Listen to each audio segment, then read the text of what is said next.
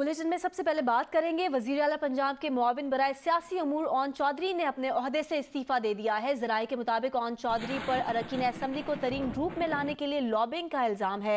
Own Chaudhary को आज ऐवान वजीर आला तलब किया गया। ओन चौधरी ने कहा है कि आज वजीर आला ऑफिस बुलाकर तरीन ग्रुप से अलहदा होने का कहा गया। नुमाइंदा जियो न्यूज़ ज़ीशान बख्श ने ज्वाइन किया है। ज़ीशान, ओन चौधरी के इस्तीफे से मुताल्लिक डिटेल्स क्या है आपके पास? जी बिल्कुल, ओन चौधरी की ऐवान वजीर आला में वज़ीर आला पंजाब सरदार उस्मान बुज़दार से मुलाकात हुई, जिसमें ओन चौधरी के मुताबिक उन्हें ये कहा गया कि आप जहांगीर खान तरीन ग्रुप से अलहदगी का ऐलान करें, लेकिन उन्होंने ऐसा नहीं किया, जिसके बाद उनसे बाज़ाब्ता तौर पर उनको मुस्ताफ़ी होने का कहा गया। जिसके बाद ओन चौधरी ने वज़ीर आला के बतौर स्पेशल कोऑर्डिनेटर सियासी अमूर की हैसियत से इस्तीफा दे दिया है। उन्होंने अपना इस्तीफा वज़ीर आला पंजाब को और उसकी कापी वज़ीर आज़म और पार्टी के चेयरमैन इमरान खान को भिजवाई है। और उनका ये कहना था कि मैं जहांगीर खान तरीन की जो पार्टी खिदमात हैं उनकी वजह से उनके साथ खड़ा हूँ।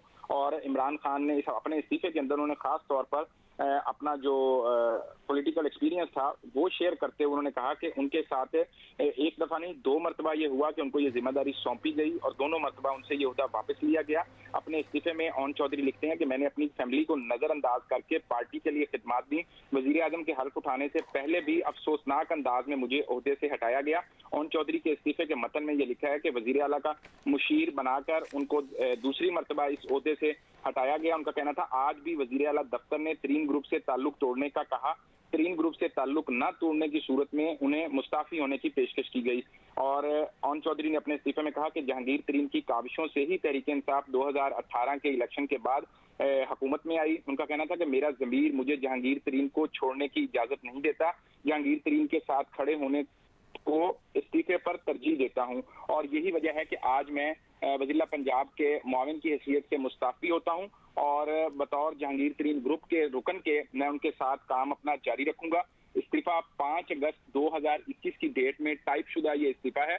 आज 6 अगस्त है और गुज़िश्ता रोज इनको ये पैगाम दिया गया था कि कल वजीर आजम से मुलाकात के लिए वज़ीर आला पंजाब इस्लामाबाद गए थे। इस्लामाबाद से आज सुबह वापस आए हैं। तकरीबन जुमे के बाद 1:30 बजे के करीब ओन चौधरी की मुलाकात थी और उस मुलाकात में ये सारी सूरत हाल सामने आई। लेकिन ओन चौधरी से जब हमारी बात हुई तो उनका ये कहना था कि वो ज़हनी तौर पर तैयार थे और उनको पता था कि उनको आज किस मकसद के लिए बुलाया जा रहा है। यही वजह है कि वो बाज़ाब्ता तौर पर एक टाइप शुदा अमूमी तौर पर बाज़ अरकान हाथ से सादा कागज पर इस्तीफा लिखते हैं, लेकिन ओन चौधरी अपना टाइप शुदा इस्तीफा अपने साथ लेकर आए थे और वज़ीर आला के पास जाने से कबल भी उन्होंने हमें अपना इस्तीफा दिखाया।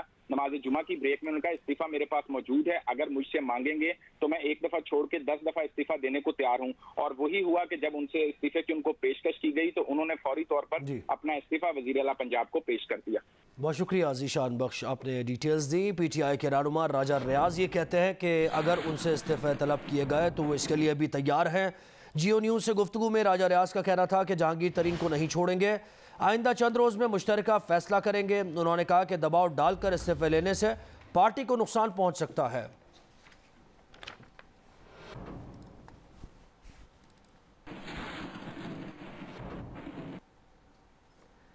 अभी आपको अपडेट करें कि काबुल में मुसल्लह अफराद की फायरिंग से सरबराह मीडिया इंफॉर्मेशन सेंटर दवा खान मीना पॉल हलाक हो गए हैं। अफगान मीडिया का कहना है कि अफगान सरकारी मीडिया इंफॉर्मेशन सेंटर के सरबराह दवा खान की गाड़ी पर फायरिंग की गई। मीडिया इंफॉर्मेशन सेंटर के सरबराह के कत्ल की जिम्मेदारी तालिबान ने कबूल कर ली है।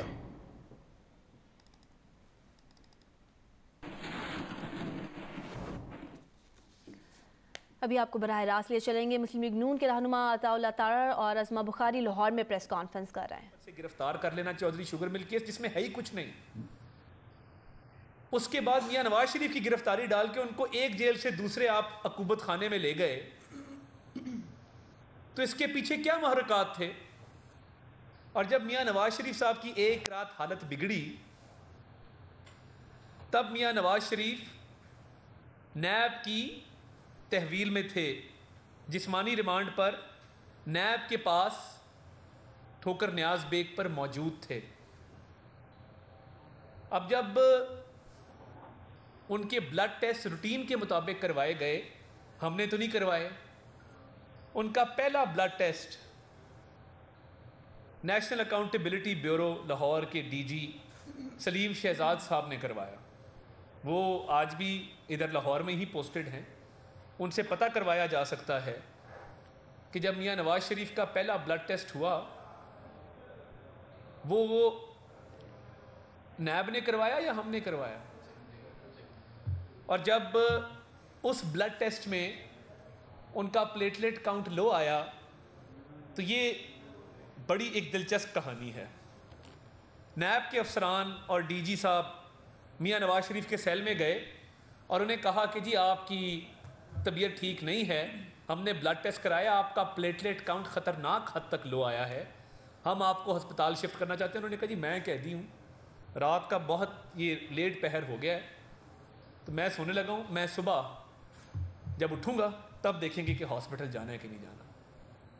इमरजेंसी डिक्लेयर की गई।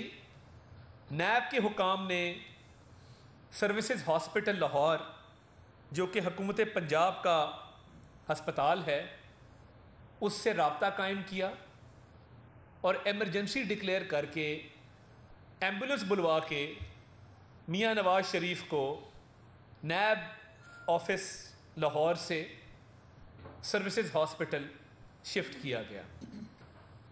जब सर्विसेज हॉस्पिटल शिफ्ट किया गया तो तब भी वो हुकूमत पंजाब और नैब की जॉइंट कस्टडी में थे। मैं क्योंकि मेरे बहुत सारे अयाम वहाँ हॉस्पिटल में उनके साथ गुजरे, जब वो हॉस्पिटल आए और जब वो एयरपोर्ट से लंदन रवाना हुए, मैं एक एक पल हॉस्पिटल में मौजूद था। तो नैब में उनकी हालत बिगड़ती है, नैब का डीजी उनका ब्लड टेस्ट कराता है, प्लेटलेट्स की तादाद कम आती है, वो उनको नैब की हेडक्वार्टर से शिफ्ट करता है सर्विसेज हॉस्पिटल, जहां वो पंजाब हुकूमत की तहवील में है और बाहर नैब के 2 अफसर बैठे हैं। अब नैब और गवर्नमेंट ऑफ पंजाब की जॉइंट कस्टडी है जिसमें उनकी हालत मजीद बिगड़ती है। 11 सीनियर तरीन मेडिकल प्रोफेशनल्स जो कि सारे सरकारी मुलाजिम हैं, उन पे मुश्तमिल मेडिकल बोर्ड बनता है और एक एक्सपर्ट को कराची से बुलवाया जाता है, ताहिर शमसी साहब को, जो कि उस बीमारी के एक जाने माने एक्सपर्ट हैं। हुकूमती वज़रा, हुकूमती ओहदेदारान वो रोज़ प्रेस कॉन्फ्रेंस करते हैं और कहते हैं कि जी मियां नवाज शरीफ की हालत बिगड़ रही है। इस दौरान मियां नवाज शरीफ की बेल होती है लाहौर हाई कोर्ट से चौधरी शुगर मिल के केस में, और नैब की कस्टडी ख़त्म हो जाती है और साथ ही कस्टडी शुरू होती है जेल हुकाम की, क्योंकि उनको कोट लखपत की कस्टडी में दिया गया था। तो अब जेल के हुकाम बैठे हैं और सरकारी अफसरान हैं और पंजाब हुकूमत है। पंजाब हुकूमत रोज़ ये कहती है जी अब इतना प्लेटलेट काउंट हो गया, अब इससे भी मज़ीद गिर गया, इनका इलाज यहाँ मुमकिन नहीं है और इनका इलाज जो है वो बाहर ही हो सकता है।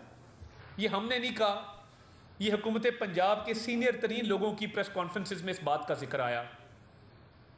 अब जब हुकूमत पंजाब ये बात कर रही है तो वो किसी मेडिकल एविडेंस की बुनियाद पे कर रही होगी। इसको फिर मामले को पेचीदा किया गया, हम इस्लामाबाद हाई कोर्ट गए, हम लाहौर हाई कोर्ट गए और फिर कोर्ट ऑर्डर के तहत कोर्ट ने कहा जी हम मोडेलिटीज़ तय करेंगे, आपको आसिफ सईद खोसा साहब की स्टेटमेंट याद होगी। इजाज़त हुकूमत ने दी है, कोर्ट ने मोडेलिटीज़ तय की हैं। तो अब हुकूमत को किस बात का पछतावा है कि उनके सियासत का महवर ही मियां नवाज शरीफ हैं। दिन रात वो यहाँ पे थे, वो खौफ की अलामत थे इनके लिए जेल में, वो बाहर गए हैं, वो खौफ की अलामत है। आप मियां नवाज शरीफ, मियां शहबाज शरीफ सारा दिन राग लापते हैं। तो आज कुछ सवालात शहबाज गिल ने किए हैं, मैं आपको जवाब देता हूँ। उसने पूछा है कि ये चोरी करने वाला प्राइम मिनिस्टर कौन है। उसका जवाब है वो selected prime minister Imran Khan है, जिसने इस मुल्क में बदतरीन चोरी की है और डाके डाले हैं, जो 400 कनाल के बनी गाला के महल में रहता है मगर उसका ज़राए आमदन कोई नहीं है, जो गरीब की झोंपड़ी तो गिरा देता है इंक्रोचमेंट के नाम पे, मगर अपने 400 कनाल के महल को साज-बाज के साथ रेगुलराइज करवाता है, जो आटा भी खा गया है और उसकी एटीएम से जेबें भरी हैं। आज गरीब आवाम का आटा महंगा है तो आटा चोरी भी इमरान खान ने की है। चीनी आज 100 रुपये है तो चीनी चोरी भी अपने ही वज़रा के ज़रिए इमरान खान ने की है। बिजली आज महंगी है तो आज इमरान खान का नदीम बाबर कहाँ पे है, आज उसकी चोरी की वजह से आज बिजली महंगी है। LNG आपने महंगी तरीन अभी पीछे खरीदी है, और ना सिर्फ ये, आपने गरीब की रोटी उसके मुंह से छीन ली है। ये है तारीख का बदतरीन करप्ट हुक्मरान सिलेक्टेड इमरान खान, जो कि ना सिर्फ छोटी मोटी चोरी नहीं की, इसने डाके डाले हैं, मरीजों की दवाइयां तक नहीं छोड़ी। आमिर कियानी कौन है जिसने करोड़ों रुपए का गबन किया, आज अद्वियात कई 100 गुना महंगी हैं। रिंग रोड पे सांप सूंघा हुआ है, नैब को नजर नहीं आता कि रिंग रोड के ऊपर आपने कमिश्नर को बंद कर दिया तो जुल्फी बुखारी, सरवर खान और शेख रशीद दंदनाते फिरते हैं, अरबों रुपए का गबन है। और जहां एहतसाब की बात आती है तो मेरी बात कान खोल के सुन लें, ये जो 27 अरब रुपया ब्रॉड शीट को बार आपने अदा किया है ना, वो टैक्स पेयर की जेब से गया है 27 अरब रुपया। उसका हिसाब किसने देना है? आप देंगे। वो भी डाका आपने डाला और वो भी आपने गरीब आवाम की जेब पे डाला। तो बात यह है कि मियां नवाज शरीफ जब उन्हें डॉक्टर्स डिक्लेयर करेंगे कि वो फिट हैं, वो वापस आएंगे और वो कानूनी तौर पे, मैं बिल्कुल वाजे कर दूं, कानूनी तौर पे बरतानिया में मुकीम हैं। होम डिपार्टमेंट ने जो तोसी नहीं की उसका अगला स्टेप ट्राइब्यूनल है। ट्राइब्यूनल में ये केस चलेगा जहां पे हम मेरिट्स पे अपने दलाइल देंगे। और ना सिर्फ ये, ट्राइब्यूनल के बाद हमें एक और हक हासिल है कि उसके बाद एक अपर ट्राइब्यूनल है इमिग्रेशन का, हम अपर ट्राइब्यूनल के पास भी जा सकते हैं अगर ज़रूरत पड़े तो ये दिन रात जो अब राग अलापा जा रहा है, मैं इनको बिल्कुल क्लियर बता दूं कि आपके शोर मचाने से, आप पिछले 3 साल से शोर मचा रहे हैं। मियां नवाज शरीफ साहब को आपने भेजा है, अब थोड़ा इंतज़ार करें, वो आएंगे क्योंकि वहाँ पे वो अपना इलाज भी करवा रहे हैं और आपका इलाज भी भरपूर कर रहे हैं। और मैंने गुज़िश्ता हफ्ते उनकी medical report Lahore high court के रूबरू, जो कि हम पाबंद हैं अंडरटेकिंग के मुताबिक, वो मैंने करवाई है, वो मैं करवाता रहूँगा। कोविड की वजह से जो अस्पताल बंद थे वो अब खुल गए हैं, उनका इलाज मुआलजे का सिलसिला वहाँ पे जारी है। और ये कोई दलील नहीं है कि जी वो कॉफ़ी क्यों पीते हैं। भाई आपको अगर उनकी कॉफ़ी से तकलीफ होती है तो एक की जगह 2 कप पिया करेंगे आपको दिखाने के लिए। आपको अगर उनकी पोलो मैच देखने पे तकलीफ है तो मैं उनसे गुजारिश करूँगा कि हर हफ्ते पोलो मैच देखा करें जाके। कई मरीज़ ऐसे होते हैं कि जिनकी चलने फिरने पे कोई, हमने कब कहा वो चलने फिरने से आ रही हैं, अल्लाह का फजल है, उनके हार्ट का इशू है, परफोरेशन हुई है, बाईपास हुआ है, स्टंट डले हैं, तो हम इंशाल्लाह उनका इलाज मुआवजा मुकम्मल कराएंगे और साथ ही हुकूमत का इस सिलेक्टेड टोले का भी इलाज मुआवजा मुकम्मल कराएंगे और उसके बाद उनकी वापसी इंशाल्लाह मुमकिन होगी। कानूनी हक हमारे पास हासिल है, वो हम एक्सरसाइज कर रहे हैं और वो हम हक हासिल हमें ना सिर्फ अभी कानूनी तौर पर रहने की इजाज़त है, उसके आगे भी हमें पूरी इजाज़त है कि हम ट्राइब्यूनल के पास जाएँ। तब तक हुकूमत पाकिस्तान से जो हो सकता है कर लें, मियां नवाज शरीफ इलाज कराए बगैर वापस नहीं आए। एक मिनट, मैं सिर्फ बहुत जल्दी से सिर्फ 2-3 बातें, बहुत सारी बातें अता ने कर ली। पहली तो बात यह है कि लोगों की ज़िंदगी पर, लोगों की सेहत पर सियासत करना ये कोई नया आज नहीं हो रहा। इमरान खान सारी ज़िंदगी जिसने अपनी वालदा की बीमारी पे फ़ंड रेजिंग करता रहा, जो अपनी वालदा के कैंसर को बेचता रहा, और वही इमरान खान जो है जिसने पॉलिटिक्स में आने के लिए वो कैंसर हॉस्पिटल और अपनी वालदा साहिबा का नाम इस्तेमाल किया, वो आज लोगों की सेहत पे सियासत करता भी है और करवाता भी है। और कल से छोड़े हुए हैं तमाम तर्जमान जो हैं, वो बेचारे हलकान हुए फिर रहे हैं, उनको समझ नहीं आ रही, वो इधर टक्कर मारे उधर टक्कर मारे, कहाँ जाएं। और एक दिन पहले अभी वज़ीर दाखिला जो पाकिस्तान का है, उसने बाकायदा तौर पर ये कहा कि जी हम जो है वो नहीं ला सकते नवाज शरीफ साहब को, और हो सकता। अब ये एक मेडिकल ग्राउंड की बात थी जिसके ऊपर ये खामखा में बगले बजा रहे हैं और वो कर रहे हैं। नवाज शरीफ साहब इस मुल्क की सियासत की एक हकीकत है, और वो हकीकत इससे बड़ी और हकीकत क्या होगी कि इमरान खान कैबिनेट में बैठे तो नवाज शरीफ, ज़ाती दोस्तों में बैठे तो नवाज शरीफ, अपने घर में जाके चिल्ले पे बैठे तो नवाज शरीफ, हर जगह पर उसको सिर्फ़ और सिर्फ नवाज शरीफ और उनकी फ़िक्र रहती है। नवाज शरीफ तब भी पैरों पर चलकर जो है वो हस्पताल गए थे जब उनके प्लेटलेट्स बहुत गिर गए थे। नवाज शरीफ तब भी पैरों पर चलकर जो है हवाई जहाज़ पर चढ़े थे जब खुद जो है रेड कार्पेट देकर जो है हुकूमत ने हाथों हाथ उनको बाहर। मुस्लिम लीग नून के रहनुमा अताउल्लाह तारर और अज़मा बुखारी लाहौर में प्रेस कॉन्फ्रेंस कर रहे थे। वज़ीर आला पंजाब सरदार उस्मान बुज़दार से मुआविन ख़ुसूसी फ़िरदौस आशिक़ आवान की मुलाकात हुई है। ज़राए का बताना है कि डॉक्टर फ़िरदौस आशिक़ आवान पंजाब की मुआविन ख़ुसूसी बराए इत्तलात रहेंगी या नहीं, ये फ़ैसला चंद रोज़ के लिए मौख़र कर दिया गया है। ज़राए का ये बताना है कि डॉक्टर फ़िरदौस आशिक़ आवान को विफाक और सूबे में नई अहम जिम्मेदारियां मिलने का इम्कान है। इस मुतालिक मजीद बात करेंगे नुमाइंदा जियो न्यूज़ ज़ीशान बख्श से। ज़ीशान, क्या तफसीलात मिली हैं इस मुतालिक?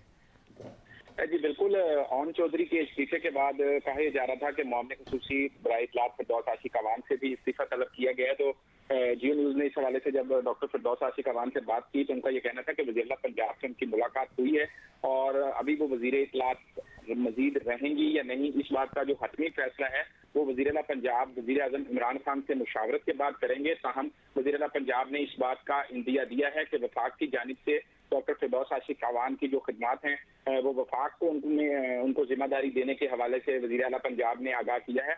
और साथ ही साथ वज़ीर आला पंजाब का ये कहना था कि मेरी ख्वाहिश है कि पंजाब में भी आप सियासी अमूर की अंजामदही में पार्टी की मुआवनत करें।